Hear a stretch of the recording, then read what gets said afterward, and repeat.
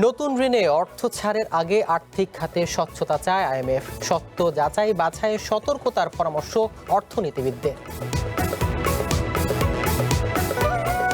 শ্রমিক বিরোধের জেরে বন্ধ রাজশাহী রুটের সব বাস চলাচল। দুই পক্ষের মধ্যে উত্তেজনা, চরম দুর্ভোগে দূরপাল্লার যাত্রীরা।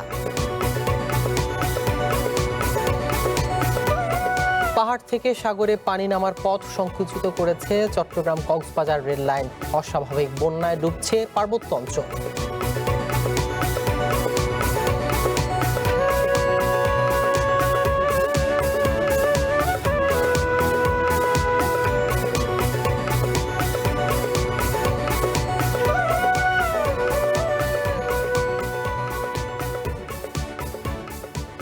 স্বাগত ওয়ান বুলেটিনে, আমি মাহমুদ রহমান সিয়াম। শুনছিলেন শিরোনাম, এবারে বিস্তারিত।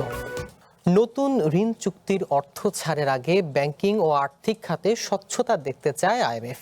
একই সাথে রাজস্ব আদায় ও বিনিময় হারে অগ্রগতি দেখতে চায় আন্তর্জাতিক এ সংস্থা। 3 বছর মেয়াদী এ কর্মসূচিতে 450 কোটি মার্কিন ডলার অর্থায়নের আশা করছে সরকার। বাংলাদেশের জন্য নতুন ঋণ কর্মসূচি চূড়ান্ত করতে সরকারের সঙ্গে ধারাবাহিক আলোচনা চালিয়ে যাচ্ছে আইএমএফ। তবে চুক্তির আগে শর্ত যাচাই বাছাইয়ের ওপর গুরুত্ব দিয়েছেন অর্থনীতিবিদরা। রোববার বাংলাদেশ ব্যাংকে আইএমএফের প্রতিনিধি দলের সঙ্গে বৈঠকের মাধ্যমে নতুন ঋণ কর্মসূচির প্রাথমিক আলোচনা শুরু হয়। আইএমএফ মুদ্রা ও পুঁজিবাজার বিভাগের ডেপুটি ডিভিশন প্রধান ইভো ক্রজনার নেতৃত্বে 12 সদস্যের প্রতিনিধি দল সপ্তাহ জুড়ে বাংলাদেশ ব্যাংক, অর্থ মন্ত্রণালয়, জাতীয় রাজস্ব বোর্ড সহ সংশ্লিষ্ট বিভিন্ন সংস্থার সাথে ধারাবাহিক বৈঠক করবেন। নতুন কর্মসূচির অর্থ ব্যবহার করা হবে সামষ্টিক অর্থনীতির স্থিতিশীলতা বজায় রাখতে, বৈদেশিক মুদ্রার রিজার্ভ শক্তিশালী করা এবং চলমান অর্থনৈতিক সংস্কার কার্যক্রম এগিয়ে নিতে। একই সঙ্গে রাজস্ব আহরণ বাড়ানো, ব্যাংকিং খাতের দুর্বলতা কাটিয়ে ওঠা এবং আর্থিক ব্যবস্থাপনায় জবাবদিহিতা নিশ্চিত করা সহ বেশ কিছু শর্ত থাকছে এবারের ঋণ চুক্তিতে। অর্থনীতিবিদদের মতে আইএমএফের নতুন কর্মসূচি কেবল অর্থায়নের বিষয় নয়, এটি দেশের অর্থনৈতিক সংস্কারের একটি গুরুত্বপূর্ণ রূপরেখাও তৈরি করবে। পলিসিগুলোকে ঠিক রাখা, সঠিকভাবে অ্যাসেসমেন্ট করে বাজেটটাকে আবার রিস্ট্রাকচার করা, আর্টিফিশিয়ালি হাই রেভিনিউ নাম্বারও তারা অ্যাকসেপ্ট করবে না এবং বলবে যে ব্যয়টাকে একটু কমাতে হবে, তখন ওই ডেফিসিট টার্গেটটাকে ঠিক রেখে এই ধরনের কিছু বিষয় থাকবে। তারপরে রিফর্মগুলোর উপর তারা খুব জোর দেবে। রিফর্মগুলোর মধ্যে হচ্ছে এনবিআর এর রাজস্বের রিফর্ম, এটা একটা বড় পার্ট তাদের সমস্যা, তাদের প্রোগ্রামে, এবং সেখানে তারা জোর দিবে। ফাইন্যান্সিয়াল সেক্টর রিফর্মের উপর অবশ্যই জোর দিবে এবং যেসব আইনগুলো হয়ে আছে সেগুলোকে বাস্তবায়নের দিকে নেওয়ার দিকে হয়তো কথা বলবে তারা। সেখানে তারা টেকনিক্যাল অ্যাসিস্ট্যান্সও দিয়েছে, তারা চাইবে সেগুলোকে বাস্তবায়ন করার দিকে নিয়ে যাক সরকার। সেটা একটা বড় রকমের রিফর্ম হতে পারে। এর আগে বিগত আওয়ামী লীগ সরকারের আমলে 470 কোটি ডলার ঋণ চুক্তি হলেও 5 কিস্তিতে 364 কোটি ডলার পায় বাংলাদেশ। সে চুক্তি থেকে এবার বেরিয়ে এসে নতুন চুক্তি করার সিদ্ধান্তকে ইতিবাচক হিসেবে দেখছেন অর্থনীতিবিদরা। তবে চুক্তির আগে শর্ত যাচাই বাছাইয়ের উপর গুরুত্ব আরোপ করেছেন বিশেষজ্ঞরা। কৃষি খাতে কোনো সহায়তা দেওয়া যাবে না, ভর্তুকি দেওয়া যাবে না, এই ধরনের কোনো শর্ত যদি চাপিয়ে দেওয়া হয়, এটা আমাদের উৎপাদনের ক্ষেত্রে সহায়ক হবে না। এই সব ক্ষেত্রে হয়তো সরকার নমনীয় কোনো ভূমিকা না ও নিতে পারে। আলোচনা শেষে উভয় পক্ষের সম্মতিতে ঋণ কর্মসূচির কাঠামো চূড়ান্ত হলে পরবর্তী সময়ে বিষয়টি আইএমএফ এর নির্বাহী পর্ষদের অনুমোদনের জন্য উপস্থাপন করা হবে। অনুমোদন মিললে ডিসেম্বরেই অর্থ ছাড় শুরু হতে পারে। Mina Firdous, One News, Dhaka. রাজশাহীতে মোটর শ্রমিক ইউনিয়নের নির্বাচন পরিচালনা কমিটি গঠনকে কেন্দ্র করে সব রুটে বাস চলাচল বন্ধ রেখেছে পরিবহন শ্রমিকরা। টার্মিনাল থেকে আজ কোনো বাস ছেড়ে যায়নি। শ্রমিক নেতাদের দাবি, নিরপেক্ষ নির্বাচন পরিচালনা কমিটি গঠন না হওয়া পর্যন্ত এ ধর্মঘট চলবে। সোমবার জেলা প্রশাসকের কার্যালয়ে এই নিয়ে বৈঠক বসে। তবে বাস মালিক সমিতির প্রতিনিধি রাখাকে কেন্দ্র করে দুই পক্ষের মধ্যে তীব্র বাকবিতণ্ডা শুরু হলে কোনো সিদ্ধান্ত ছাড়াই বৈঠক শেষ হয়। এদিকে হঠাৎ বাস চলাচল বন্ধ থাকায় আন্তজেলা ও দূরপাল্লার যাত্রীরা দুর্ভোগে পড়েছেন। তাদের অভিযোগ, শ্রমিকদের নিজেদের বিরোধের জেরে ভুক্তভোগী হচ্ছেন তারা।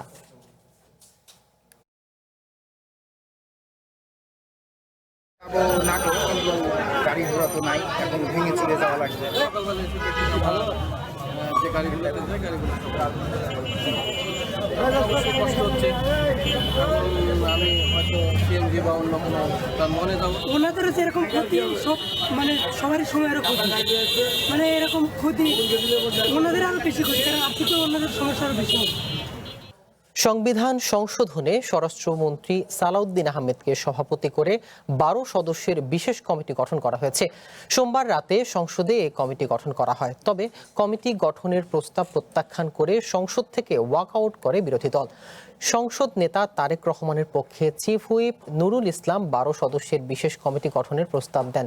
এই কমিটি 17 সদস্যের হওয়ার কথা ছিল। এতে 5 জনের নাম দিতে বিরোধী দলকে অনুরোধ করা হয়েছিল, তবে বিরোধী দল কারো নাম দেয়নি। তারা সংবিধান সংস্কার পরিষদ গঠনের দাবিতে অনড় রয়েছে।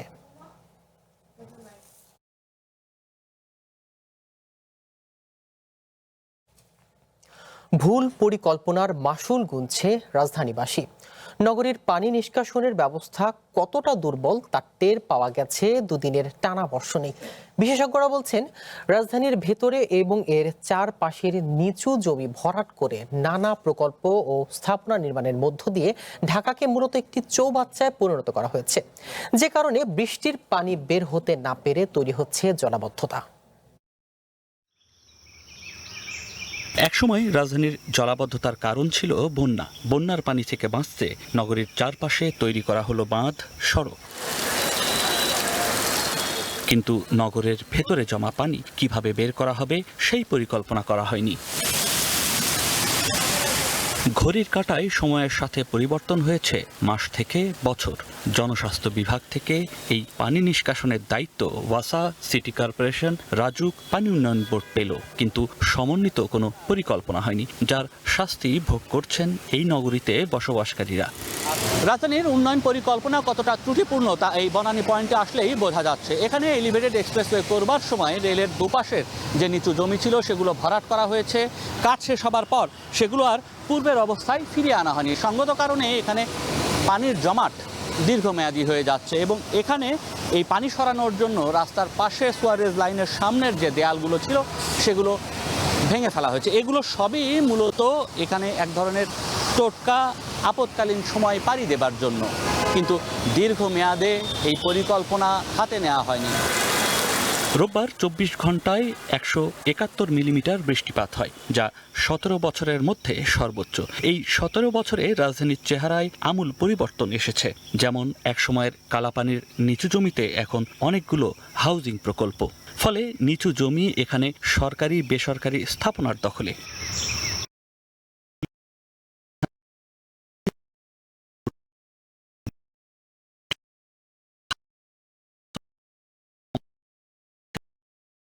ফলে হাজারীবাগের মতো জায়গা থেকে শুরু করে জিগাতলা থেকে শুরু করে মানেশ্বর রোড থেকে শুরু করে গাবতলী পর্যন্ত অনেকগুলো পকেট তৈরি হয়েছে। কারণ পশ্চিম দিকে বাঁধের ভেতরে রাস্তা উঁচু করেছেন 10, সব জায়গায় 10।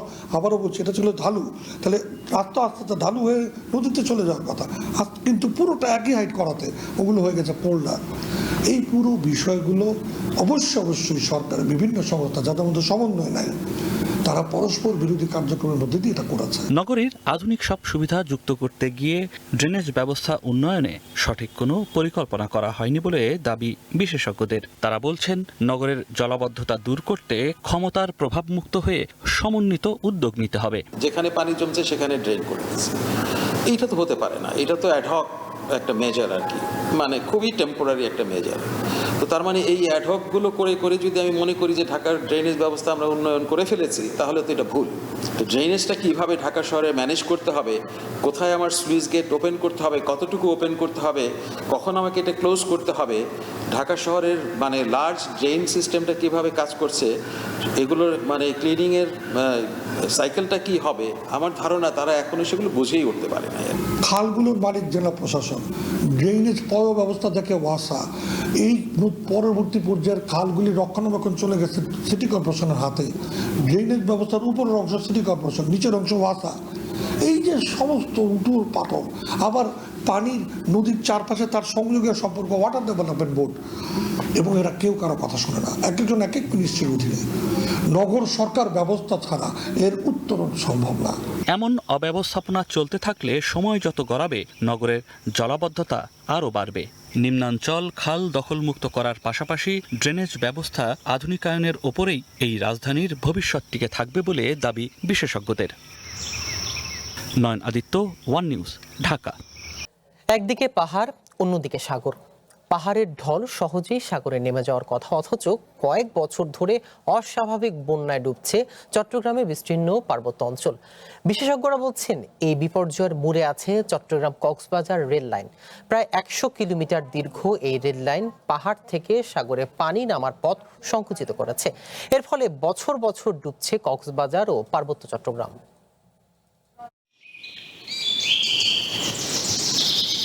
পার্বত্য চট্টগ্রাম প্রকৃতির অনন্য এক ক্যানভাস। শান্ত নিরিবিলি পাহাড়, সবুজের মাঝ দিয়ে বয়ে যাওয়া নদী, অজস্র ছড়া আর খালের ছড়াছড়ি। অতিবৃষ্টি হলে নামে ঢল, ছুটে যায় সাগরের দিকে। শত বছর ধরে এটাই পাহাড়ের বর্ষা, পাহাড়ের পানি প্রবাহের বিজ্ঞান। কিন্তু গত কয়েক বছর ধরে এখানটাতেই ব্যত্যয়। বর্ষা মৌসুম এলেই বন্যায় ডুবে যায় বান্দরবান, রাঙামাটি, খাগড়াছড়ি ও কক্সবাজারের বিস্তীর্ণ অঞ্চল। পাহাড়, নদী, খাল আর সাগরের দারুণ পানি নিষ্কাশন ব্যবস্থা থাকার পরও কেন এই বিপর্যয়? জলবায়ু প্রভাব, বৃষ্টির তীব্রতা, অল্প সময়ে অনেক বেশি বৃষ্টিপাত, প্রাকৃতিক এই কারণগুলো তো আছেই, কিন্তু পাহাড়ে বন্যার মূলে একটা রেল লাইন, যা পাহাড় আর সাগরের মাঝে প্রাচীর হয়ে দাঁড়িয়েছে। পর্যটন নগরীর সাথে যোগাযোগের সুবিধায় চট্টগ্রাম থেকে কক্সবাজার পর্যন্ত 103 কিলোমিটার নতুন রেল লাইন নির্মাণ করা হয়। সিঙ্গেল লাইন ডুয়েল গেজ এই রেল পথে কর্ণফুলী, শঙ্খ, মাতামুহুরী ও বাকখালী নদীর উপর 4টি সেতু, 35টি মাঝারি সেতু ও 135টি কালভার্ট করা হয়েছে। বিশেষজ্ঞরা বলছেন, আড়াআড়িভাবে তৈরি দীর্ঘ রেলপথ পাহাড়ের ঢল আটকে দিচ্ছে, তৈরি করছে বন্যার মতো বিপর্যয়। 100 বছরের বন্যার ইতিহাস বিবেচনা করে রেলপথটা করা হয়েছে, কিন্তু এটা বন্যার প্রশ্ন না, প্রশ্নটা হলো ঢলের প্রশ্ন। ঢল এবং বন্যার মধ্যে একটা পার্থক্য আছে। বন্যা হচ্ছে আপনার ধীরে ধীরে পানিটা বাড়ে, ধীরে ধীরে সম্প্রসারিত হয়। আর পাহাড়ি ঢল যেটা, এটা হচ্ছে মুহূর্তের মধ্যে প্রচণ্ড বেগে বিপুল পানি এসে ভাসায় নিয়ে যায়। চট্টগ্রাম থেকে আরাকান পুরো অঞ্চলটাই আপনার সাগর এবং পাহাড়ের মাঝখান দিয়ে কোনো স্থাপনা এরকম করা যাবে না। মূলত এই রেল লাইন নির্মাণের পর থেকেই পার্বত্য চট্টগ্রামে বন্যার বিস্তার, যা শুরু 2023 সালে। তারপর বছর বছর পানি প্রবাহ আটকে পাকা সড়ক নির্মাণের খেসারত এখনও দিচ্ছে সিলেট ও সুনামগঞ্জের মানুষ। ঠিক তেমনই উন্নয়নযজ্ঞ পাহাড়েও ডেকে আনলো বিপর্যয়। বন্যাক্রান্ত মানুষের মতো পাহাড়ি ঢলও যেন দিশেহারা। রেল লাইন যখন ছিল না তখনও তো এই অঞ্চলে বৃষ্টিপাত হয়েছে, পাহাড়ে তখনও পাহাড়ি ঢল হয়েছে, কিন্তু এইটা 1-2 ঘন্টার মধ্যে চলে যেত। এটা আর যেহেতু যেতে পারত, এর যে পথগুলো ছিল ঐতিহাসিকভাবে প্রাকৃতিকভাবে পানি যাওয়ার তো পথ আছে, সবগুলো বেসিনের মধ্যে না ছোট ছোট নালা থাকে, নদী থাকে এবং বের হয়ে যায়, সেই পথগুলো তো খোলা ছিল, তো ফলে এইটা মানুষ টেরও পেত না। পরিস্থিতি বিবেচনায় চট্টগ্রাম কক্সবাজার রেল লাইনকে আরো উঁচু করার কথা ভাবছে সরকার, কিন্তু বিশেষজ্ঞরা বলছেন এটা হবে আরো আত্মঘাতী। কারণ এখন রেল লাইন উপচে পাহাড়ি ঢল নামতে পারছে, কিন্তু আরো উঁচু করা হলে পানি আর সরতে পারবে না, দীর্ঘ সময় আটকে থাকবে। এই অবস্থায় কক্সবাজার রেল পথে পানি নিষ্কাশন পথ বাড়ানোর পরামর্শ তাদের। পানি প্রবাহের এগেনস্টে যদি আপনি কোনো স্ট্রাকচার করেন, তাহলে আপনাকে এনশিওর করে স্টাডি করে ডিজাইনের সময় আপনাকে এনশিওর করতে হবে যে পানি প্রবাহের জন্য যে স্পেসটা ছিল আগে, সেই স্পেসটাকে আমাকে অ্যাকোমোডেট করতে হবে। যেটা বরং করা দরকার, ভেন্টিলেশন দরকার। মানে এখন ধরেন 35টা মাঝারি সেতু আছে, এইটাকে আরও 2 গুণ বাড়ানো, মানে ধরেন অন্তত 100টা মাঝারি সেতু, এখন যেগুলো আছে এর বাইরেও আরও 100টা মাঝারি সেতু করে ফেলা দরকার, যাতে করে পানিটা দ্রুত চলে যায়। লোকালয়ে সমুদ্রের লবণাক্ত পানির প্রবেশ আটকাতে চট্টগ্রাম অঞ্চলের ছোট ছোট নদী ও খালের মুখে স্লুইস গেট নির্মাণ করা হয়েছিল, জোয়ার ভাটার হিসেব করে, যেগুলো নিয়মিত খোলা রাখার কথা। কিন্তু মাছ চাষের মুনাফার লোভে প্রভাবশালীরা সেগুলো আটকে রাখছে। পাহাড়ের মানুষের জীবন ও প্রকৃতি রক্ষায় সেদিকেও নজর দেওয়ার পরামর্শ বিশেষজ্ঞদের। মনির মিল্লাত, ওয়ান নিউজ, ঢাকা। বান্দরবানে বন্যার পানি নামতে শুরু করলেও এখনো কমেনি দুর্ভোগ। দেখা দিয়েছে খাদ্য ও বিশুদ্ধ খাবার পানির সংকট। সেখানকার সর্বশেষ পরিস্থিতি জানাতে আমাদের সাথে যুক্ত হচ্ছেন সোহেল কান্তিনাথ। আমরা সরাসরি চলে যাচ্ছি তার কাছে। সোহেল, বন্যা দুর্গত এলাকার আজকের পরিস্থিতি কেমন দেখছেন, আর দুর্গতরা পর্যাপ্ত ত্রাণ সহায়তা পাচ্ছে কিনা জানাবেন।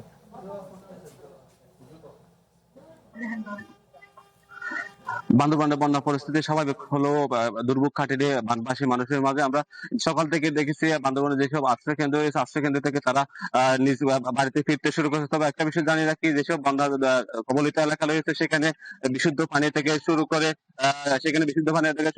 খাবারের তীব্র সংকট দেখা দিয়েছে। আমি এই মুহূর্তে আছি বান্দরবান কালাঘাটা এলাকায়। এখানে আসলে যেসব বানবাসী রয়েছে তাদেরকে সহায়তা দেওয়ার জন্য স্বেচ্ছাসেবী সংগঠন থেকে শুরু করে প্রশাসন, বিজেপি থেকে শুরু করে সবাই ত্রাণ সামগ্রী বিতরণ করতেছে। আমি একটু যদি দেখাতে চাই, আমাদের পিছনে যেটা আছে বান্দরবানের আঞ্চলিক সংগঠন ইউপিডিএফ গণতান্ত্রিকের পক্ষ থেকে বান্দরবানের যে বিভিন্ন এলাকায় কালাঘাটা থেকে শুরু করে শহরের বিভিন্ন এলাকায় তারা ত্রাণ সামগ্রী অব্যাহত রেখেছে। ইতিমধ্যে প্রায় 5 শতাধিক পরিবারের মাঝে ত্রাণ সামগ্রী বিতরণ করছে। আমরা একটু জানতে চাইবো আসলে এই যে ত্রাণ সামগ্রী বিতরণ করতেছে যে ইউপিডিএফ গণতান্ত্রিকের সভাপতি ওবামঙ্গলের কাছ থেকে জানতে চাই আপনারা যে ত্রাণ সামগ্রী বিতরণ করতেছে, এই ত্রাণ সামগ্রী আগামীতে অব্যাহত থাকবে কিনা?